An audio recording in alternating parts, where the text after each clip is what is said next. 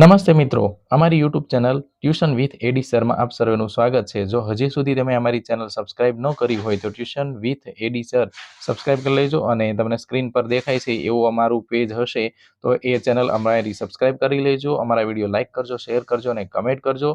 અને હજી સુધી જો તમે તમારા મિત્રોને શેર ન કર્યું હોય તો શેર કરી દેજો। ચેનલમાં બાળકોને લગતા દરેક પ્રકારના વિડીયો, બાળકોને શીખવા જેવી પ્રવૃત્તિઓ અને બાળકો જે કંઈ અલગ અલગ એક્ટિવિટી કરે છે એ અમે અહીંયા અપલોડ કરતા હોઈએ છીએ। પછી જો તમારા વિડીયોની ક્વોલિટી સારી ન હોતી હોય તો સેટિંગ પર ક્લિક કરવાનું છે અને ત્યાર પછી ક્વોલિટી ઉપર ક્લિક કરી અને 400 એડવાન્સમાં જઈ અને 480ની ઉપરની ક્વોલિટીમાં તમે વિડીયો જોશો એટલે વિડીયોની ક્વોલિટી છે એ સારી આવશે। તો જો તમને કોઈ બોર્ડ ઉપરના અક્ષર ન દેખાતા હોય તો આવી રીતે તમે સેટિંગ કરી લેજો। Thank you so much. કાલ આપણે છેલ્લે 3 વાક્યો બનાવ્યા હતા, 5 વાક્યો તમને પ્રેક્ટિસમાં આપ્યા હતા। પ્રેક્ટિસમાં આવડ્યા બધાને? તો એની આગળના જે વાક્યો છે આજ આપણે અહીંયા બનાવવાના છે, એટલે પ્રેક્ટિસ થતી જાય અને શીખાતું જાય, બી કામ થાય ને થોડુંક સ્પીડલી હાલે, ઉતાવળું। સ્પીડલી એટલે ઉતાવળું, કેમ કે નહીં તો દરરોજ 2-3 વાક્ય કરીએ તો કેટલા દિવસે પૂરું થાય?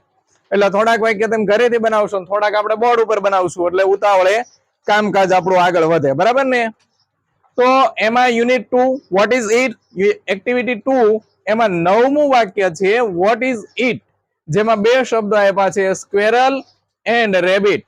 અને તમારી ફાઇલમાં જુઓ કે તમને 9મા વાક્યમાં શેનું ચિત્ર આપ્યું છે આ બે માંથી, સ્ક્વેરલ કે પછી રેબિટનું? જો હાલો બધા ફાઇલ ખોલો, તમારી બુક રહી ખોલો।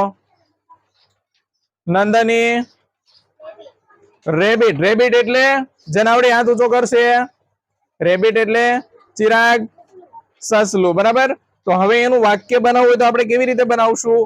સૌથી પહેલા શું કરવાનું? હાલો કાલ શીખવાડ્યું તો એના આધારે સૌથી પહેલા શું કરશું? કિંજલ? હા, ગુજરાતી કરશું। તે શું છે? હવે એનો આપણે ઉત્તર આપીશું, વોટ ઇઝ ઇટ નો ઉત્તર આપીશું। નિરાલી? ઇટ ઇઝ બરાબર છે, પછી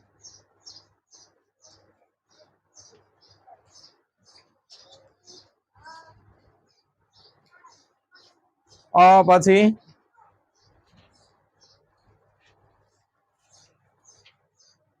ભૂલી ગઈ, ગુજરાતી નહીં અંગ્રેજી। Jatin? It is a rabbit, it is a rabbit. Article a કેમ મૂક્યો આપણે? જાનવી? આર વ્યંજન છે એટલા માટે। હવે એનું Gujarati it is a rabbit નું ગુજરાતી શું થશે? માધવ? બરાબર છે, તે સસલું છે।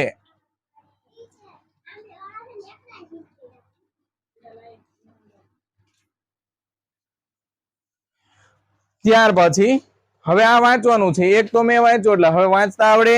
કોણ વાંચશે? ભાર્ગવ? બરાબર છે। વોટ ઇઝ ઇટ એમ પૂછવાનું, બરાબર?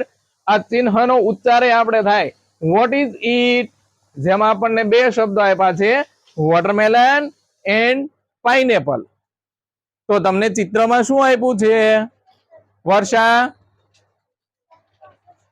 એટલે ઇંગ્લિશમાં એને શું કહેવાય?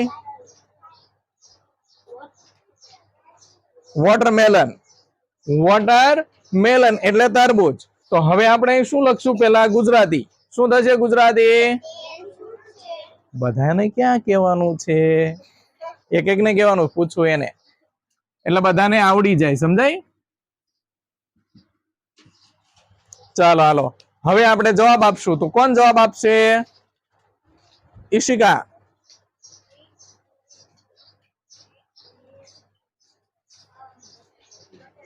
બરાબર છે, એવો જવાબ આવશે, it is a watermelon. It is a watermelon નું ગુજરાતી શું થશે? રોનક? તે તરબૂચ છે, બરાબર છે, તે તરબૂચ છે। કેવું બૂચ છે? તરબૂચ। પછી કોણ વાંચશે? ચલો ચલો હાલો ફટાફટ કોણ વાંચશે? રોશની. બરાબર છે. Vote is it? જેના બે શબ્દો છે. આ શબ્દ શું લખ્યો છે? કોણ વાંચશે? તો આમ જ અંગ્રેજી વાંચતા શીખવાનું છે આપણે. મિત્તલ. અહીંયા લખ્યું પાઇનેપલ. હાલો બીજો શબ્દ શું લખ્યો છે? થોડુંક માધવને આવડ્યું પણ રામને કેમ નહીં આવડતું? પાયલ. હા તો એને શું વંચાય? હા તો પેલું છે પાઇનેપલ અને બીજું છે એપલ. હવે તમને જે 11મા નંબરનો પ્રશ્ન પૂછ્યો છે એમાં ચિત્ર શેનું આપ્યું છે? જેને આવડે હાથ ઊંચું કરશે. કોઈ સમૂહમાં જવાબ નહીં આપે ભાઈ. બરાબર છે વિવેકભાઈ બોલો. પાઇનેપલ. હાલો પાઇનેપલ છે. તો હવે પેલા આપણે ગુજરાતી કરશું. શું લખશું ગુજરાતીમાં? અંકિતા તે શું છે? બરાબર છે. તે શું છે? ચાલો તે શું છે એનો જવાબ આપીશું. કોણ આપશે? ધાર્મિકભાઈ. બરાબર છે. It is a pineapple. It is a pineapple. It is a pineapple નું ગુજરાતી કોણ કરશે ભાઈ? કેમ બહુ હાથ ઊંચો નથી થતો? રામભાઈ નો થયો. બોલો રામભાઈ. બરાબર છે. તે અનાનસ છે. અનાનસ છે. હાલો આગળનો 12મો પ્રશ્ન કોણ વાંચશે? હાર્દિકભાઈ. એ વાંચું. હવે પ્રશ્ન કોણ પૂછશે? હા વોટ ઇઝ ઇટ? હાલો હવે એનું Gujarati. Bhavika.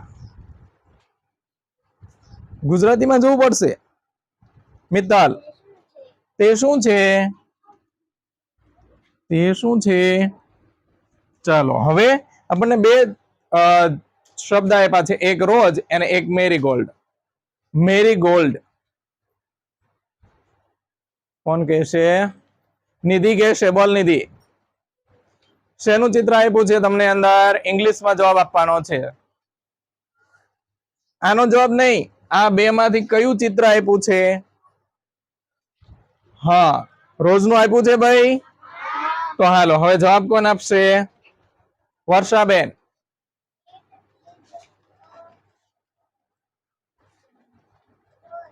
It is a rose. It is a rose. ચાલો it is rose નું ગુજરાતી શું થશે ભાઈ? કોણ કહેશે મને? દિવ્યાબેન. તે ગુલાબ છે. બરાબર છે. તે ગુલાબ છે. બરાબર છે ને? ચાલો 13મો પ્રશ્ન વાંચશે કોણ? કોક નવી આંગળી તો ઊંચી કરો. કોઈ કરતા જ નથી. માધવીબેન બોલો તો હાલો ભલે આંગળી ઊંચી નથી તોય. આ પ્રશ્ન વાંચો તો. 1 2 3 ને 4 પ્રશ્નો આપણે કર્યા. તો આ પ્રશ્ન હવે તો વાંચતા આવડી જવું પડે ને.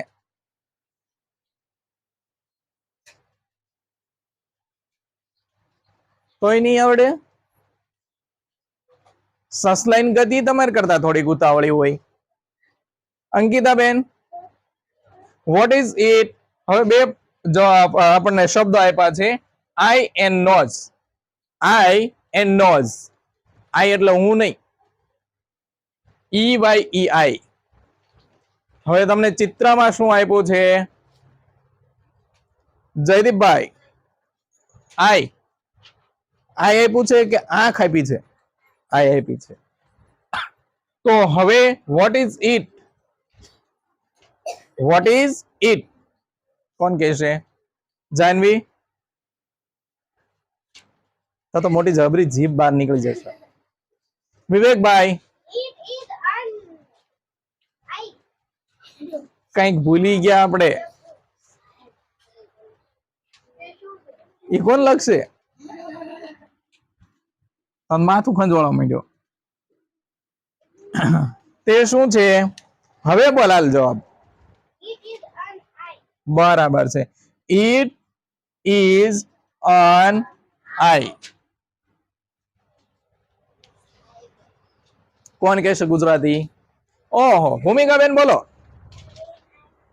તે આંખ છે એમ નહીં, તે આંખ છે એમ. તે આંખ છે. હવે જો આ અન આર્ટિકલ કેમ મુકાયો છે?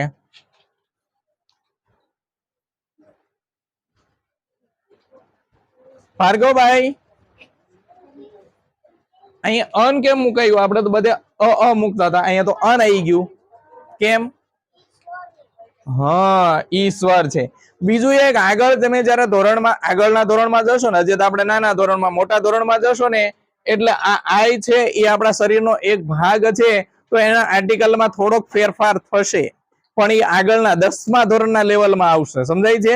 ત્યારે પાછું કંઈક અલગ આવશે. જો આપણે અહીંયા હશું તો પાછું ફરી વખત સમજશું. હાલો આગળનો પ્રશ્ન કોણ વાંચશે? જવાબ લખો ને? લખી દીધો. ચાલો નંદની બેન, બધા વાંચે જ છે, કોઈ પ્રશ્ન પૂછતું જ નથી ધાર્મિક સિવાય. તોય તેમ વાંચો જ તે. જાનવી,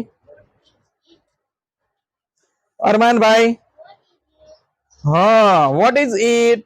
ચાલો હવે એનું ગુજરાતી કોણ કરશે? નિધિની પાછળ કોણ છે? રોશની બેન બોલો, તે શું છે?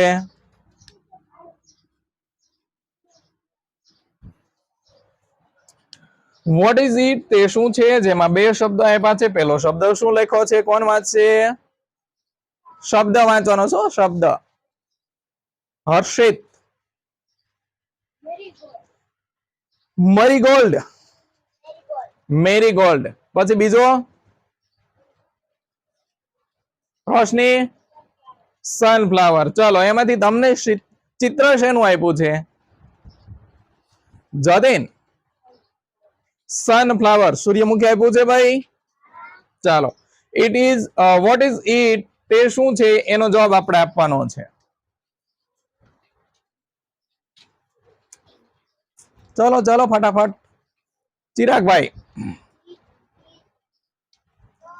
ઇટ ઇઝ અ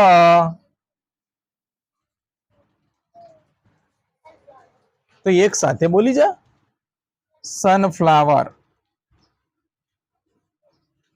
ચાલો, ઇટ ઇઝ અ સનફ્લાવર નું ગુજરાતી કોણ કરશે ભાઈ? માધવીબેન, તે સૂર્યમુખી છે. સમજાય બધાને? બીજા પાછા આપણે પ્રેક્ટિસમાં બનાવવાના છો. આવડશે ને બધાને? તો રાઈટ.